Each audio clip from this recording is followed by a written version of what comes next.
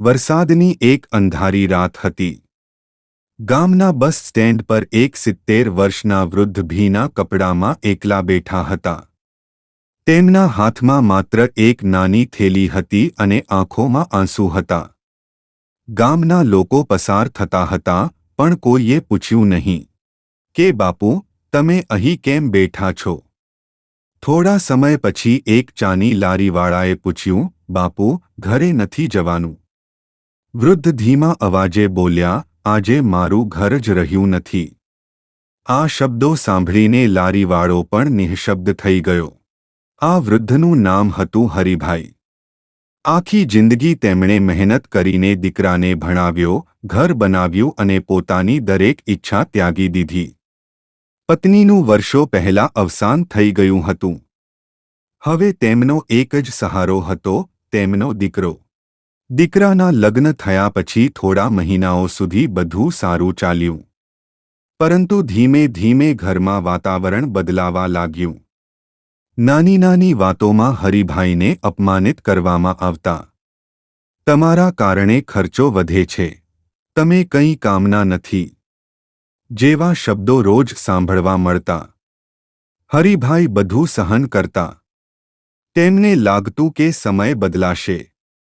પરંતુ એક દિવસ ઝઘડો એટલો વધ્યો કે દીકરાએ ગુસ્સામાં કહ્યું, આ ઘર હવે તમારું નથી. જ્યાં જવું હોય ત્યાં જાઓ. હરિભાઈએ એક શબ્દ પણ બોલ્યો નહીં. તેમણે ભગવાનની મૂર્તિ, પત્નીનો ફોટો અને 2 જોડ કપડાં થેલીમાં મૂક્યા અને ઘર છોડીને નીકળી ગયા. ગામના બસ સ્ટેન્ડ પર બેસીને તેઓ આખી રાત ભગવાનને એક જ પ્રશ્ન પૂછતા, શું મેં મારા દીકરાને વધારે પ્રેમ કર્યો? બીજા દિવસે તેઓ નજીકના એક મંદિરમાં રહેવા લાગ્યા.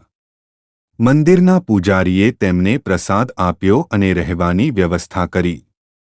હરિભાઈ દરરોજ મંદિર સાફ કરતા, ભજન ગાતા અને આવતા લોકોને આશીર્વાદ આપતા.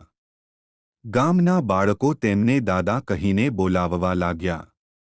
તેઓ બાળકોને સારા સંસ્કાર અને જીવનના પાઠ શીખવતા. ધીમે ધીમે આખું ગામ તેમનો આદર કરવા લાગ્યું.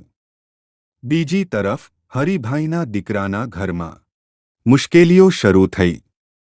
ધંધામાં નુકસાન, ઘરમાં ઝઘડા અને માનસિક તણાવ વધવા લાગ્યો. જે શાંતિ માટે તેણે પિતાને ઘરેથી કાઢ્યા હતા, એ શાંતિ તો વધુ દૂર જતી રહી. એક દિવસ દીકરો ગંભીર રીતે બીમાર પડ્યો. ઘણા ડોક્ટરોને બતાવ્યા, પણ ખાસ ફરક પડ્યો નહીં.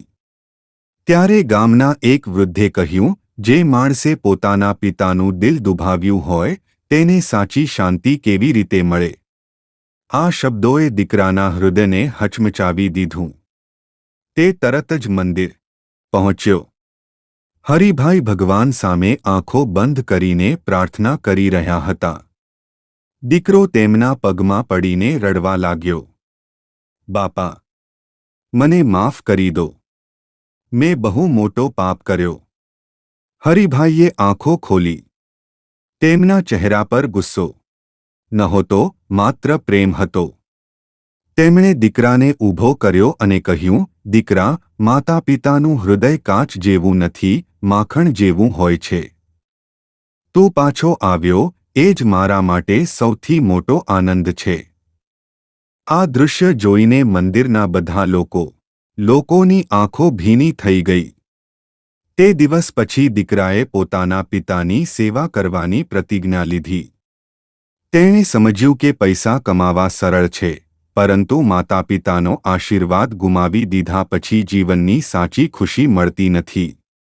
કહાનીનો સંદેશ: જે માતાપિતા આખી જિંદગી સંતાનો માટે જીવે છે, તેમને વૃદ્ધાવસ્થામાં પ્રેમ, સન્માન અને સાથ આપવો એ દરેક સંતાનની સૌથી મોટી ફરજ છે.